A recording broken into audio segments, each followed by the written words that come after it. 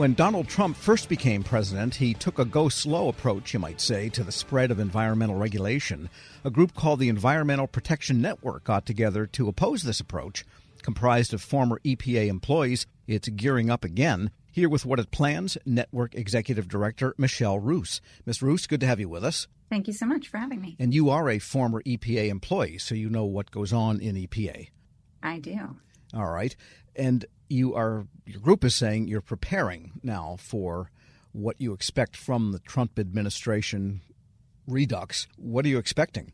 Sure. Well, just as a little bit of background, we were founded right after Trump was elected the first time. A couple dozen former EPA, including former Republican and Democratic political appointees and career staff, gathered in a living room in Washington, D.C. and said, we have to be ready. What if he goes through with his many campaign promises to basically eviscerate the Environmental Protection Agency? So we operated for the first 4 years in that defense mode, protecting science, clean air, clean water against numerous rollbacks to environmental and public health protections. We actually continued the last 4 years. We continued our national policy work. We provided pro bono technical assistance to frontline communities. And now that he is our president-elect once again, we never slowed down. So we're going to continue. It's going to look a lot different, I think, than the last 4 years. We anticipate being in a defense mode. And I can speak a little bit about some of the things that are already coming out. And do you distinguish between defense mode and what we're hearing from some sectors, resist mode? I mean, we're a group of former bureaucrats. You know, like I sometimes call our volunteers badass baby boomers. Like this is a very authentic, earnest group of folks. These are toxicologists. These are lawyers. These are policy wonks. These are not what you imagine is like the resistance. I think what we are is a voice for truth, science, the law, transparency. All right. And you mentioned rollbacks. What was rolled back in particular that you feel was in contravention of science or law? I mean, there are so many. There's literally trackers online that show the hundreds of rollbacks. I think some of the most damaging are things that we don't have time to roll back on. So when you slow down the reduction of, when you slow down greenhouse gas emissions reductions, you endanger all of humanity. We don't have that kind of time. So you saw that both in the power sector and the mobile sources sector. You saw many instances in which the previous Trump administration slowed down, reversed, rolled back those kinds of regulations. You also saw a massive attack on science and the ability to believe science over politics. So there's a massive, they called it, I think, transparency in science, which was like a misnomer, which was basically saying that science cannot be used in multiple applications in creating federal policy, which just counteracts, I think, what most people believe in, and it harms public health tremendously. When then, let me ask this, when does contradicting specific science stop and making policy decisions based on a balance of science and economics and job creation or destruction? I mean, every EPA decision exists within that balance, even though the science says you would get rid of every car tomorrow. Well, just to make an extreme example, that would cause great destruction. You know what I mean? So when does it become a proper balance based on philosophy and actually opposing science?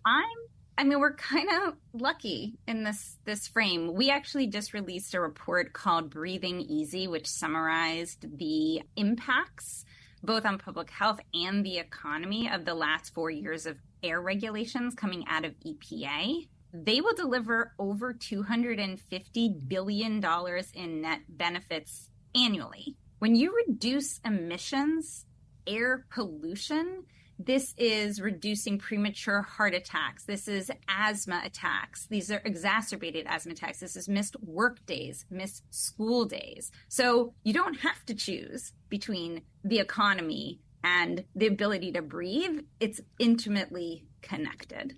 We're speaking with Michelle Roos. She is Executive Director of the Environmental Protection Network, made of many federal EPA employees. And the other question, especially with automobile emissions, the amount of climate change, if you will, has not changed as a result of a third of our cars or a quarter of our cars being electric. It has shipped a lot of wealth to China, and that is balanced again, just playing devil's advocate here, against the fact that China and India are vastly increasing their output of greenhouse gas. And so at what point are we kind of shoveling against the ocean with tiny incremental changes in what the United States does? So I'm an engineer. I'm not an economist. I love numbers. And I just think when you're looking at these kinds of statements, I just think there's a lot of details that I can't argue with at the moment, but I sense can be argued many different ways. So I'm not going to. Yeah, no, not an argument. I just wondered if that question comes up. No. I mean, I think it's, again, I think that climate change is a very, very complicated thing. I will rest on this, which is an area I know much more about than international climate policy personally, is about localized health impacts. And the thing is that if you live next to a bus depot, if you live next to a highway, if you live near a port or work at a port, your health is compromised on the daily. So there is the greenhouse gas discussion, which again, I apologize that is not my expertise, but I will say from a localized air pollution, when we think about the people that live in the United States, when we think about our families,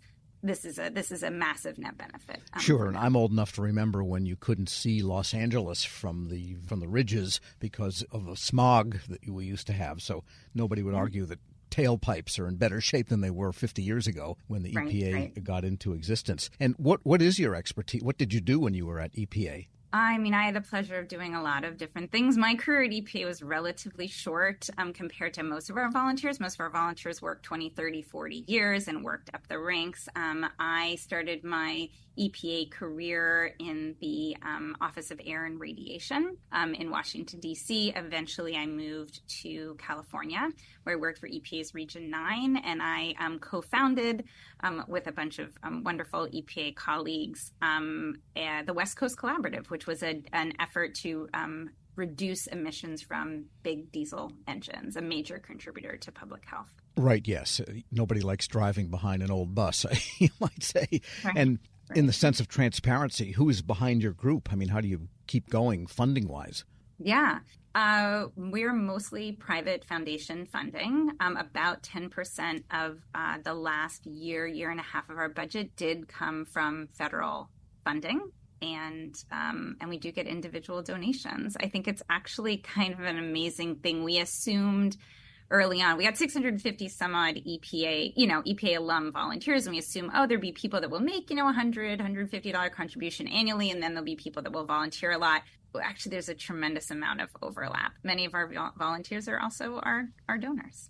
All right. And what is your best advice what would you tell the incoming EPA person from the Trump administration? What would you like them to know? Oh, so many things. I think I'm thinking of two things first and foremost. One is that career staff are not the enemy.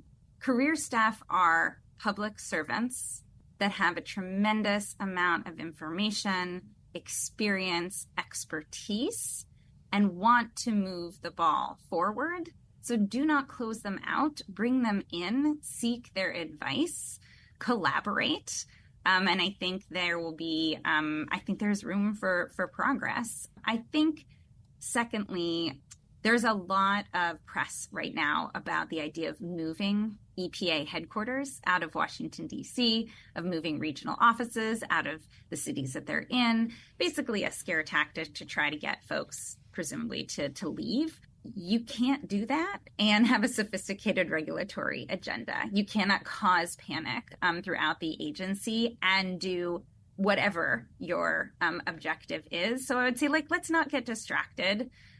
Let's buckle down. We all want clean air. We all want clean water. And maybe I'll end with this point. We just did a poll, a post-election poll. Right. And we found that there's an overwhelming public support for EPA across all demographics, including Trump voters. This was a national poll. We surveyed over 1,000 folks.